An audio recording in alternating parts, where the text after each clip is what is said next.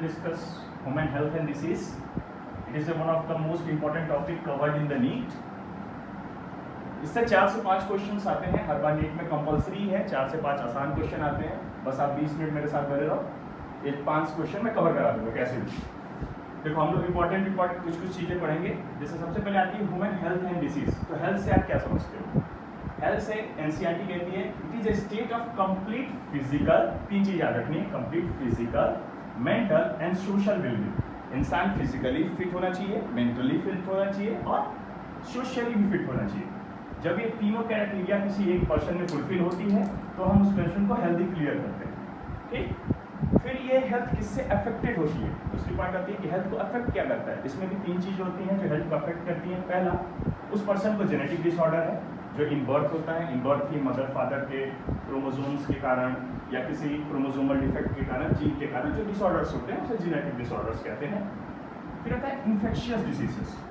Infectious diseases ये most common type की diseases है जो एक इंसान सफ़र करता है अपने लाइफ टाइम में।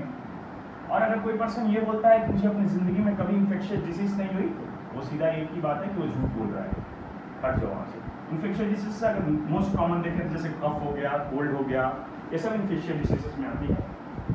तीसरी चीज़ जो हेल्थ को अफेक्ट करती है वो होती है लाइफ स्टाइल। इंसान की लाइफ स्टाइल हेल्थ को बहुत तरह से अफेक्ट करती है। जैसे उसका डेली रूटीन क्या है, उसकी नीड क्या है, उसकी डाइट क्या है, वो। तो ये 3 चीज़ें याद रखना है। अब क्या क्या याद रखना है? हेल्थ किसको बोलते हैं? It is state of complete physical, mental and social wellbeing. दूसरा, affected by genetic disorder, infection and life style. तीसरा आता है हेल्थ को मेंटेन कैसे कर सकते हैं।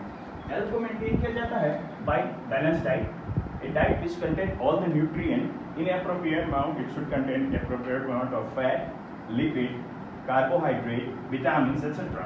उसको हम बैलेंस डाइट बोलते हैं। फिर आता है पर्सनल हाइजीन को मेंटेन करना है। पर्सनल हाइजीन मीन्स अच्छे से बात लेना है, अच्छे से क्लीनिंग करनी है अपने शरीर की, जो आप जानते हो वो पर्सनल हाइजीन के अंदर होता है। रेगुलर एक्सरसाइज, रेगुलर एक्सरसाइज भी एक बहुत बड़ा पार्ट है आपके हेल्थ को मेंटेन करने के लिए। Exercise it gives you strength. मेरा मानना है कि आप जिस एज में हो, यंग हो, आपको रोज एक्सरसाइज करनी चाहिए, ताकत गेन करो। ताकत गेन करने से क्या होता है? आप मेंटली फिट होते हो, फिजिकली फिट होते हो और हर काम को अच्छे से परफॉर्म कर पाते हो। You need good works. फिर मैं आता हूँ कुछ ऐसे टर्म्स पे जो आपको पता होने चाहिए, जो नीट में अधिकतर बच्चों को कंफ्यूज कर देते हैं। उसमें एक टर्म है एग्लूटिनिन। एग्लूटिनिन किसको बोलते हैं?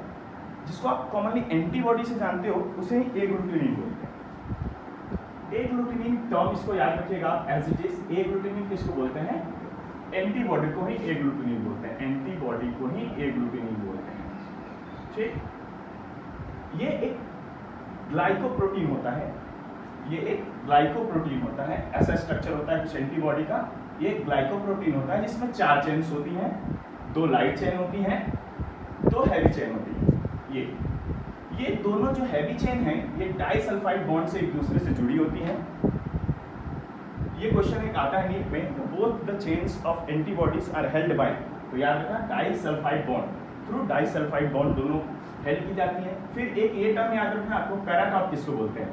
एंटीबॉडी पे जो एंटीजन के लिए साइट होती है बॉन्ड करने के लिए, उसे हम बोलते हैं पैराटॉप। जो एंटीबॉडी पे एंटीजन के बाइंड करने के लिए जो साइट होती है उसे हम बोलते हैं पैराटॉप। ठीक है, फिर हम आते हैं कि आप डिसीज, ह्यूमन हेल्थ तो मैं आपको बता दिया। ठीक, फिर आता है डिसीज। डिसीज कब होगी इंसान को? देखो, डिसीज तब होती है जब आपका कोई एक ऑर्गन या ऑर्गन सिस्टम अपने सिस्टम को अच्छी तरह परफॉर्म न करके अपने फिजियोलॉजिकल कुछ डिफेक्ट को शो करता है, जिसके कारण बॉडी में अनवेल आता है। तो डिसीज 2 चीज़ों से मिलकर बनती है। एक तो होता है साइन, एक होता है सिम्टम। अभी ये जब आप जाओगे मेडिकल कॉलेज में तब आपको बताएंगे साइन किसको बोलते हैं और सिम्टम किसको बोलते हैं। साइन ऑब्जेक्टिव होता है और सिम्टम सब्जेक्टिव होता है। ये 2 टर्म आप ऐसे याद रखना, नहीं भी याद रखोगे तो कोई बात नहीं। सब्जेक्टिव वो होता है जो एक पर्सन अपने एक्सपीरियंस से बताता है, जिसमें कोई लॉजिक नहीं होता। आपके पास एक पेशेंट आया, वो कंप्लेन कर रहा है कि सर मुझे चेस्ट में पेन है, हाथ उठाता हूँ तो पेन महसूस होता है, सांस लेने में दिक्कत होती है। तो ये जो आपसे पेशेंट जो कंप्लेन्स करता है उसे हम सिम्टम्स बोलते हैं। और उन सिम्टम्स को देख के डॉक्टर जो चीज अंदाजा लगाता है उसे हम साइन बोलते हैं। जो ऑब्जेक्टिव आइडिया डॉक्टर लगाता है on the basis of his knowledge, on the basis of his examination, उसे हम साइन बोलते हैं। और साइन और सिम्टम का कॉम्बिनेशन ही डिसीज कहलाता है। अब डिसीज दो तरह की होती है, इन्फेक्शियस, नॉन इन्फेक्शियस। ये हम अभी आपको डिटेल में पढ़ाएंगे, ठीक है। फिर अभी तक हम बात करते हैं, उसके बाद बात करते हैं immunity. What is immunity? Immunity कुछ नहीं होता है, ability of body to resist. मनी हाइट्स में कहते हैं ना रेजिस्टेंस। जो रेजिस्टेंस चाहिए आपको बॉडी को, जो रेजिस्टेंस बॉडी प्रोवाइड करती है पैथोजन के खिलाफ, उसे ही हम इम्यूनिटी बोलते हैं। आप रोज लाखों करोड़ों पैथोजन से ढके हो, रोज अभी भी मेरे स्किन पे लाखों bacterial spores, bacterial fungi spores, जितने भी अलग तरह के बैक्टीरिया हैं, फंजाई हैं, वो सब आपके सराउंडिंग्स में हैं। लेकिन हम हर रोज तो बीमार नहीं पड़ते। तो कुछ तो ऐसी चीज़ है हमारे अंदर जो उन बैक्टीरियल इन्फेक्शंस को, उन फंजाइल इन्फेक्शंस को हमारे अंदर आने से रोकता है। उसी रेजिस्टेंस को हम बोलते हैं इम्यूनिटी। इम्यूनिटी से बस एक बात याद रखो आप, रेजिस्टेंस। जो भी हमारा शरीर बैक्टीरिया को या आउटर किसी एजेंट को जो रेजिस्टेंस प्रोवाइड करती है हमारी बॉडी, उसे ही हम बोलते हैं इम्यूनिटी। अब देखो, इम्यूनिटी होती है दो तरह की, एक होती है इन्नेट इम्यूनिटी, एक होती है एक्वायर्ड इम्यूनिटी। इन्नेट इम्यूनिटी किसे बोलते हैं? ये नॉन स्पेसिफिक टाइप की होती है। इन्नेट इम्यूनिटी में एक वर्ड याद रखना, नॉन स्पेसिफिक टाइप की होती है। मतलब ये किसी एक पर्टिकुलर पैथोजन के लिए नहीं होती, सबके लिए समान भावना वाली होती है।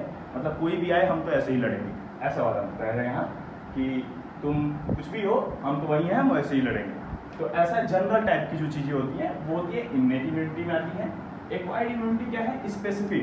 स्पेसिफिक टाइप की, जैसे एनर्जी कमांडो हुए, हरदम तो नहीं बुलाते उसको, जब टेररिस्ट का अटैक होगा तब ये एक्वायर्ड आएगी। तो स्पेसिफिक जो होती है ना, उसे हम बोलते हैं एक्वायर्ड इम्यूनिटी।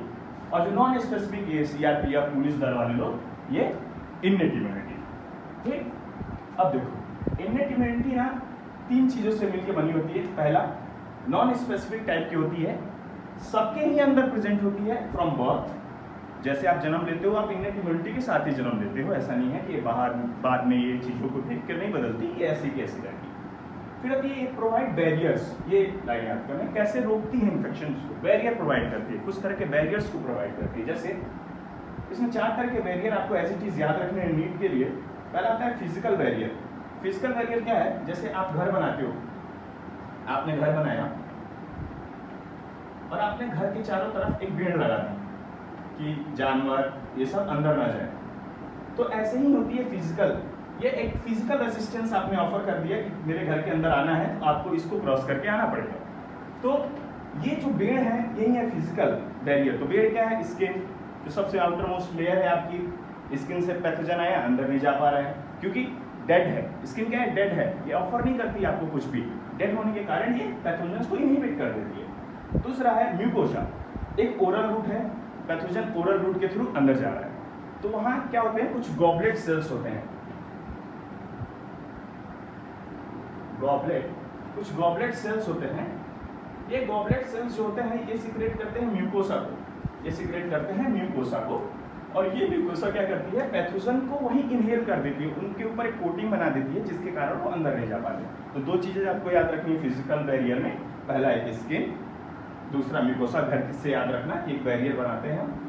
दूसरी आती है फिजियोलॉजिकल। अब चलो इसको पार तो कर गया वो, इसके बाद आई कि फिजियोलॉजिकल इम्यूनिटी कैसे डेवलप करेंगे।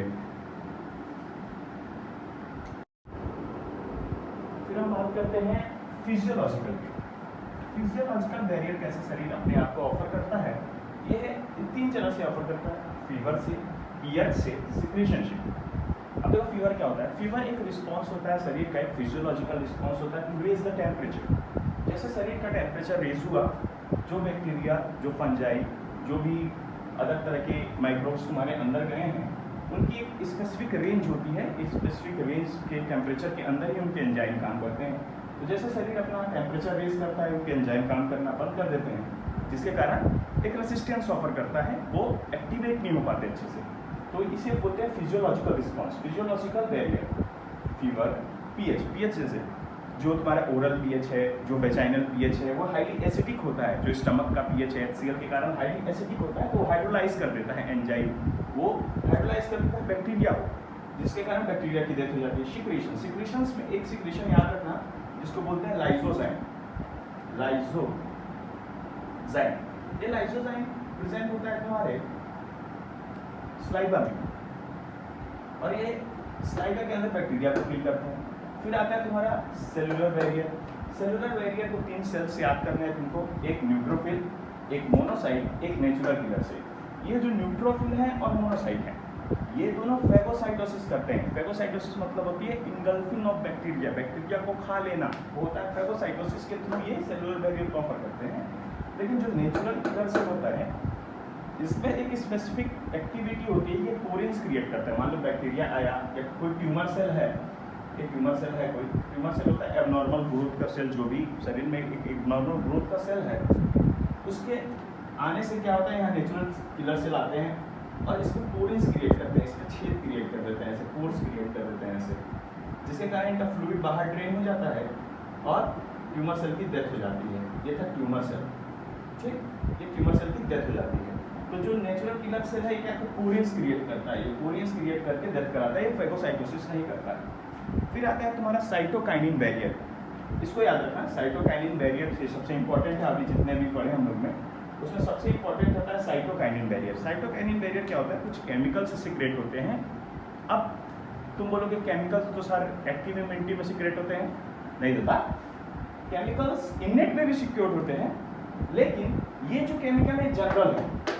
ये जनरल मीन्स ये हर तरह की चीज़ों के लिए यही इंटरफेरॉन सिक्रेट होगा। ऐसा नहीं है कि किसी एक स्पेसिफिक एंटीजन के लिए स्पेसिफिक इंटरफेरॉन सिक्रेट हो रहा है, नहीं, सबके लिए जनरल इंटरफेरॉन सिक्रेट होता है। ये इंटरफेरॉन क्या करता है, एक सेकंड मैं बताता हूँ मैं इंटरफेरॉन का काम। इंटरफेरॉन का अच्छे से याद रखना, क्योंकि इंटरफेरॉन आता है नीट के क्वेश्चन में हमेशा। तो इंटरफेरॉन, जो इंटरफेरॉन, ये पहले बात तो किससे सिक्रेट होता है, ये सिक्रेट होता है वायरल इन्फेक्टेड सेल से। जो सेल वायरस के इन्फेक्टेड में आ गए, पहले से ही वायरस इन्फेक्ट कर चुका है, जिसको वायरल इन्फेक्टेड सेल्स, उनके द्वारा सिक्रेट होता है ये। और ये क्या करता है, जो अगल बगल के सेल हैं उन तक जाता है और उसमें सिक्रेट कराता है TIP। TIP मीन्स होता है ट्रांसलेशन इनहिबिटरी प्रोटीन। और इस सिक्रेट कराने से क्या होता है, जैसे कोई सेल है अगर उसमें वायरस का इन्फेक्शन हो गया, ये सेल है जिसमें वायरस का इन्फेक्शन हो गया, ये सेल में वायरस का इन्फेक्शन हो गया, तो ये क्या करती है, बोलती है अपने पड़ोसियों को बचाने के लिए मैं कुछ तो करूँगी, तो ये यहाँ से इंटरफेरॉन सिक्रेट कराती है। क्या कराती है, इंटरफेरॉन। ये इसमें तो वायरल इन्फेक्शन हो गया, interferon is secreted by virus infected cell. ये लाइन याद रखना, जिसको वायरस इन्फेक्ट कर चुका है उससे इंटरफेरॉन सिक्रेट होता है। ये अपने पड़ोस की के लिए खुशी है, अपना तो दिन नहीं आया अभी, उस पर जाता है इंटरफेरॉन और यहाँ से सिक्रेट कराता है TIP। ये TIP वही है, ट्रांसलेशन इनहिबिटरी प्रोटीन। वायरस कैसे एक्ट करता है, वो वायरस के पास कुछ अपना नहीं होता, वो तुम्हारे पास आता है और तुम्हारी चीज़ों को लेकर अपना बना लेता है। तो वायरस सेल के अंदर आता है और सेल से ही अपनी प्रोटीन बनवाता है। तो ये जो इंटरफेरॉन है ये TIP सिक्रेट करता है, मतलब ट्रांसलेशन इनहिबिटर करता है। तो ये प्रोटीन को, वायरल प्रोटीन को बनने से रोक देता है, वायरल प्रोटीन नहीं बनने देता, और वायरल प्रोटीन नहीं बनने देता जिसके कारण वायरस की डेथ हो जाती है, जिसके कारण वायरस की डेथ हो जाती है।